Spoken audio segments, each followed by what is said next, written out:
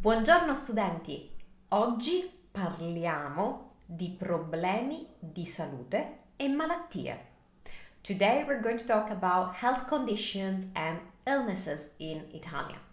Now, I hope you will never need these words, but life happens, so I think it's good to know how to talk about this stuff in Italian.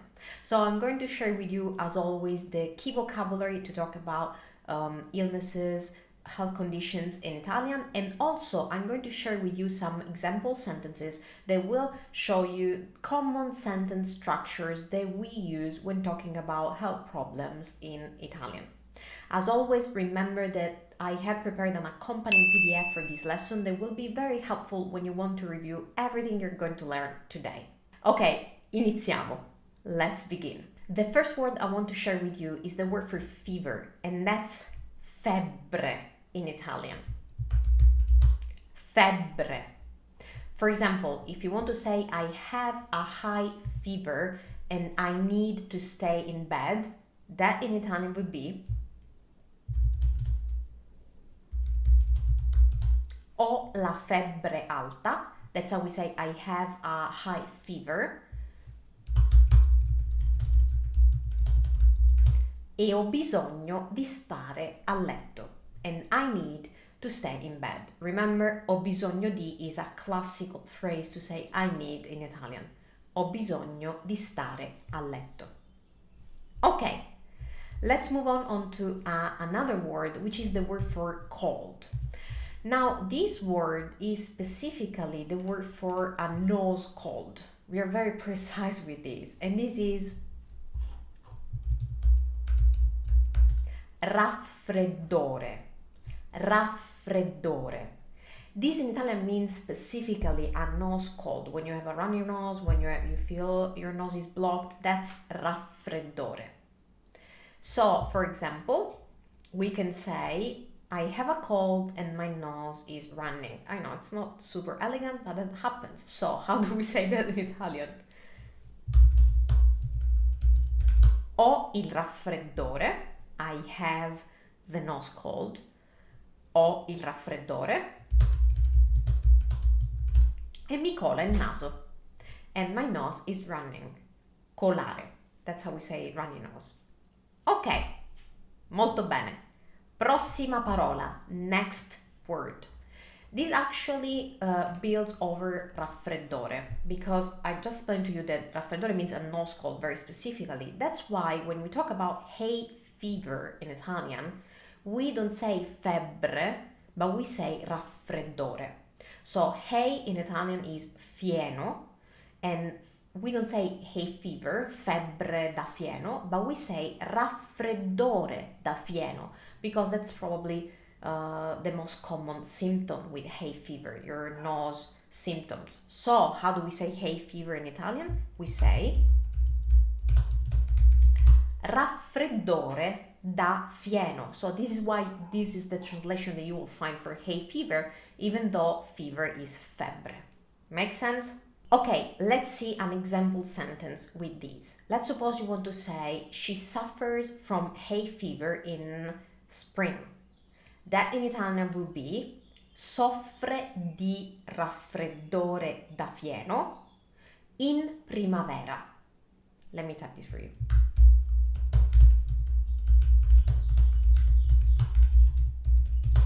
Soffre, she suffers, di raffreddore da fieno, we say of hay fever, in primavera, in spring. Poverina, poor girl.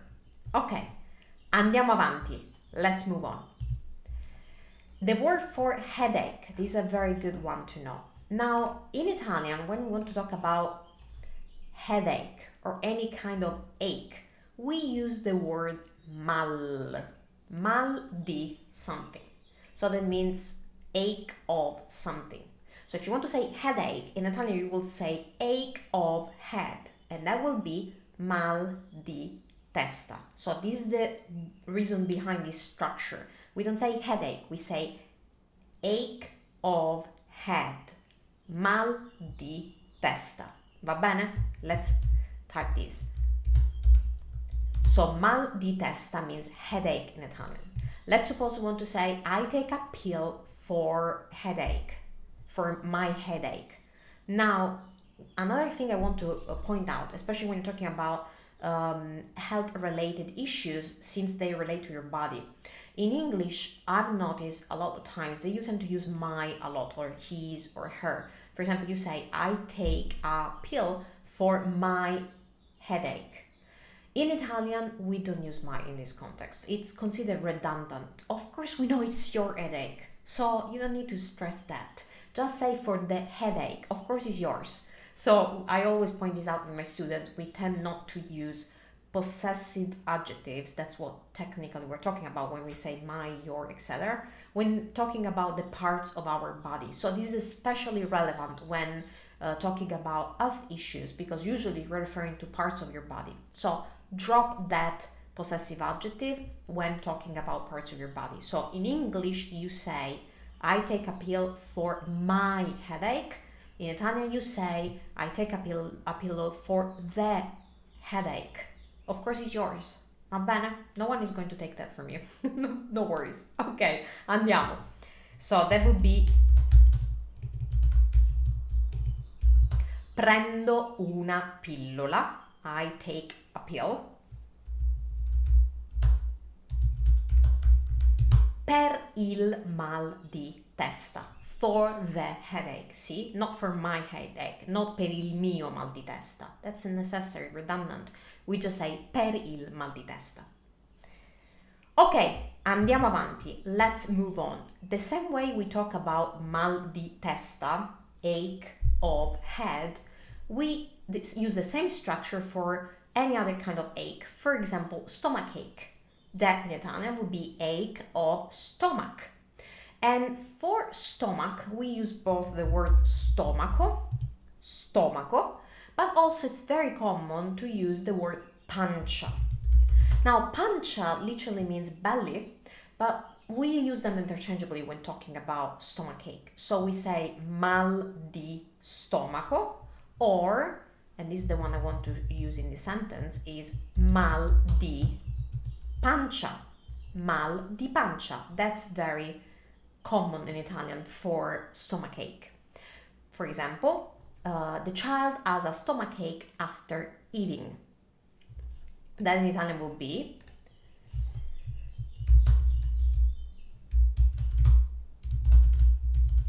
il bambino ha mal di pancia. Il bambino ha mal di pancia, ache of stomach, ache of belly. Ok, un momento. Ok. Dopo mangiato, after eating. Il bambino ha mal di pancia dopo mangiato. Perfetto. Now, let's talk about other conditions that are, of course, very common. For example, the word for cough. How do we say cough in Italian? That's tosse. Tosse. So these are two S's word. Per esempio, if we want to say the cough keeps him awake at night, that would be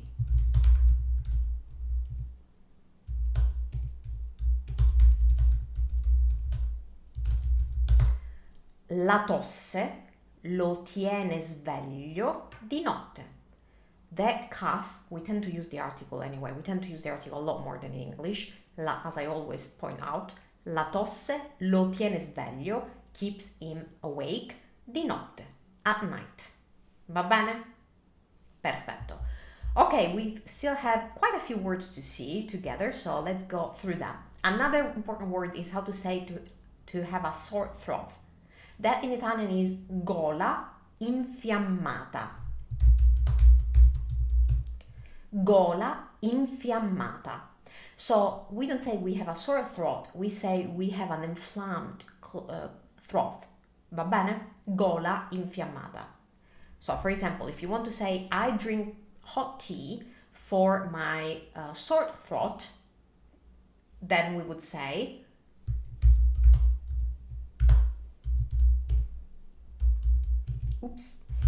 bevo tè caldo, ok?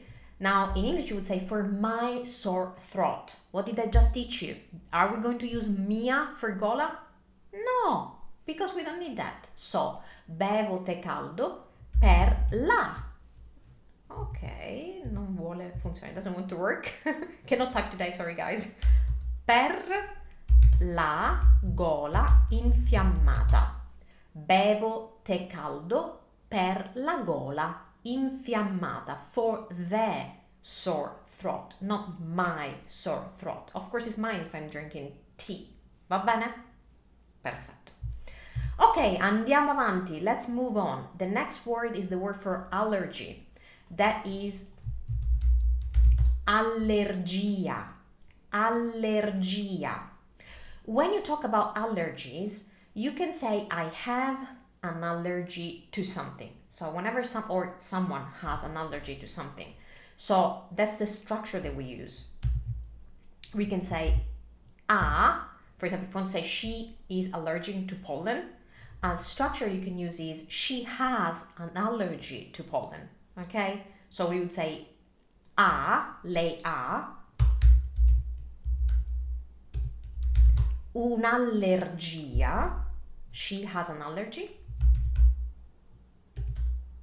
No, we're doing pollen. Al polline. Al polline. She has un'allergia, an allergy, al polline, to the pollen. That's how we say that. Of course, you can say this for any other kind of allergy. You just say io ho, or lui ha, lei ha, un'allergia, and then you add whatever is the problematic thing that's giving them or you an allergy. Va bene? Perfetto. Andiamo avanti. Let's see how to say the flu. The flu in Italian is influenza. Influenza. That's how we say the flu, the common flu, every year flu. Per esempio, if we want to say the flu kept me at home for a week, we say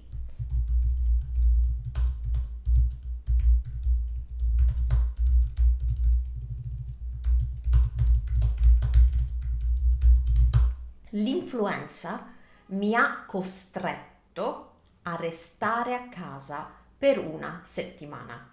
So we phrase this slightly differently. In English you would say the flu kept me at home for a week. We say the flu constricted me to stay at home for a week. As I always point out, Italian tends to be a little bit more dramatic than English. So we say it constricted me to stay at home. Mi ha costretto a restare a casa. Va bene?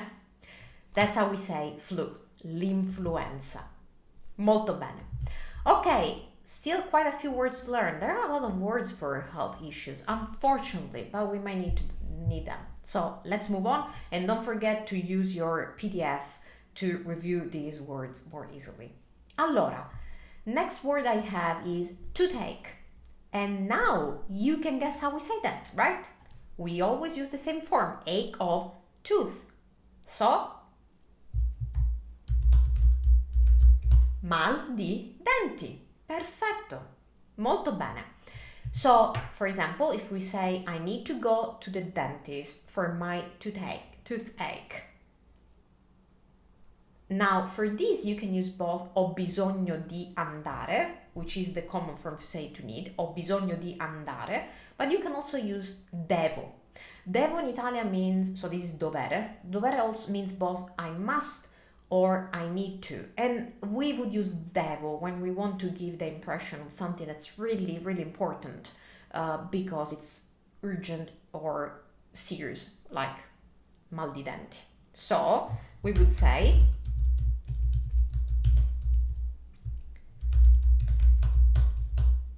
non per il mio, that's English, see? The English brain taking over. So, devo andare dal dentista per il mal di denti. Devo andare dal dentista per il mal di denti. So, see, we don't say for my toothache, we say for the toothache. Devo andare dal dentista per il mal di denti. Va bene? Perfetto. Now, how do we say, for example, fatigue in Italian? We don't say fatica. That's a false friend. Fatica means fatigue as in doing a strong physical effort. When you want to say fatigue as in the fact that you're tired, we use tiredness, which is stanchezza. Stanchezza, that's how we say fatigue. That's where the word stanco, tired, comes from. Stanchezza is the noun, stanco is the adjective. So if we want to say a phrase like fatigue makes me feel without energy, for example, so we learn a few more words, that would be la stanchezza, see, always use the article, la stanchezza mi fa sentire, makes me feel, mi fa sentire senza energie, without energies. La stanchezza mi fa sentire senza energie. Ok, un'altra parola, the word for insomnia. That's very similar, just a little bit different in spelling and pronunciation, and it's insonnia. So it's not insomnia, it's insonnia, due N, two N's. For example, insomnia prevents her from sleeping well. That in Italian would be l'insonnia. See, I'm always using the article. So when you talk about health conditions in Italian, don't forget to use your article. L'insonnia le impedisce. Le impedisce, that means it prevents her. We say it prevents to her. Le impedisce di dormire bene, of sleeping well. So that's how we say insomnia prevents her from sleeping well. Va bene? L'insonnia le impedisce di dormire bene. Perfetto. Ok, a few more words. The word for, and some of these you can start guessing them. How do we say back pain? So I told you that when we have a ache or even a pain, we use mal di, molto bene.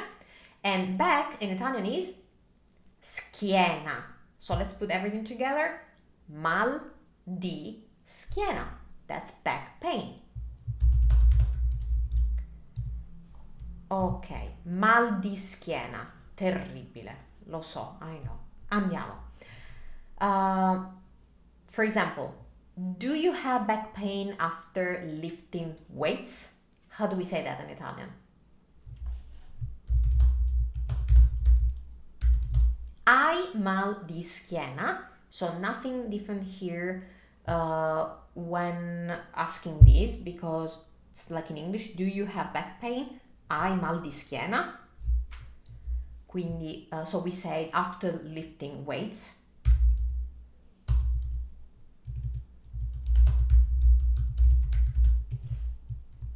Dopo aver sollevato pesi, after lifting weights. So, weights in Italian is pesi, and sollevare is to lift or to raise. Sollevare. Quindi, hai mal di schiena dopo aver sollevato pesi? This could be a question that the doctor asks you if you're going for a checkup because you are having some back pain, mal di schiena. Ok, andiamo avanti. How to say nausea? That's in Italian is exactly same spelling but different pronunciation. So pay attention to this. Nausea. Nausea. As always, when you have consecutive vowels and words that are very similar between English and Italian, you need to be extra careful on how to pronounce them, about how to pronounce them, because in Italian we pronounce each vowel individually instead of blending them together. Nausea. Va bene? Perfetto. Let's suppose someone was not very lucky with their food, with the restaurant, and you want to say they experienced nausea and stomach ache after lunch. Poverini, poor guys. How would we say that? Well, we wouldn't say they experienced. That's something we don't use when talking about health issues or health problems. We tend to say they had. So as we say I have, you can say I have nausea or la nausea. Same way we would say I had nausea or ho avuto la nausea.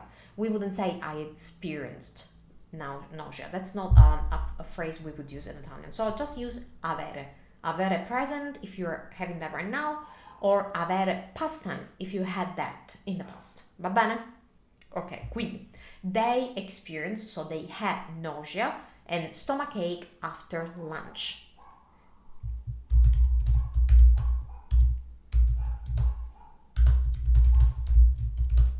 Hanno avuto nausea e mal di stomaco dopo pranzo. Now here, if you notice, we're not using the article. We're not saying hanno avuto la nausea e il mal di stomaco dopo pranzo. That wouldn't be completely wrong, to be honest.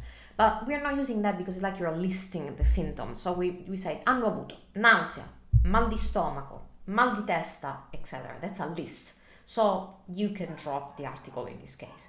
Hanno avuto nausea e mal di stomaco dopo pranzo.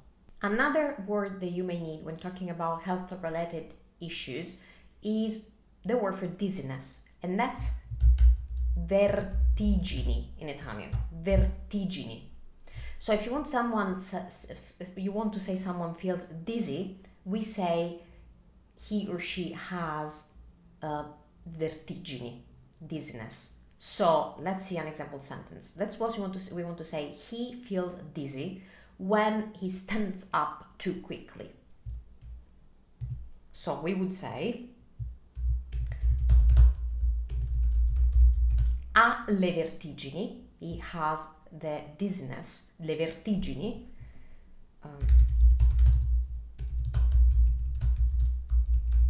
quando si alza troppo in fretta, when he gets up too fast. Si alza, he gets up, troppo in fretta, too fast, too much in a hurry, that's how we say that. Ha le vertigini quando si alza troppo in fretta. Ok, l'ultima parola, last word for today. That's the word for burning. For example, when you have burning in your stomach. That in Italian is bruciore. Bruciore means the burning feeling that you may have in your stomach, for example. So if we want to say, I have a burning sensation in my stomach after eating spicy food, then in Italian would be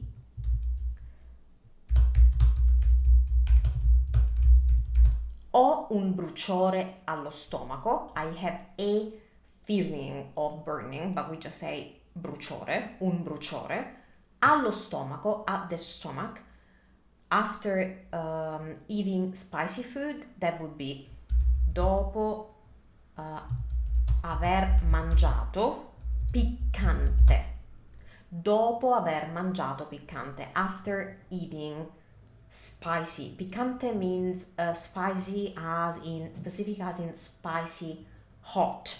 Not spicy as like any other spice, just something that's very hot.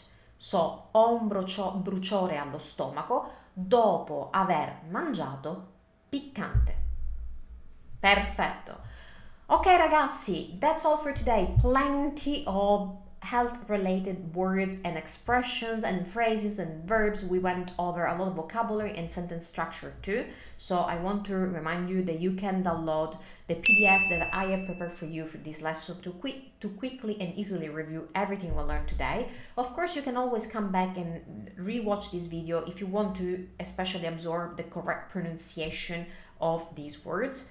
That's perfectly fine, but having something that helps you review things at a glance, I think it's going to be helpful and beneficial since we learned quite a lot. Let me know if you like these kind of videos by leaving a comment down below and I will make more. Ok, that's all for today. È tutto per oggi.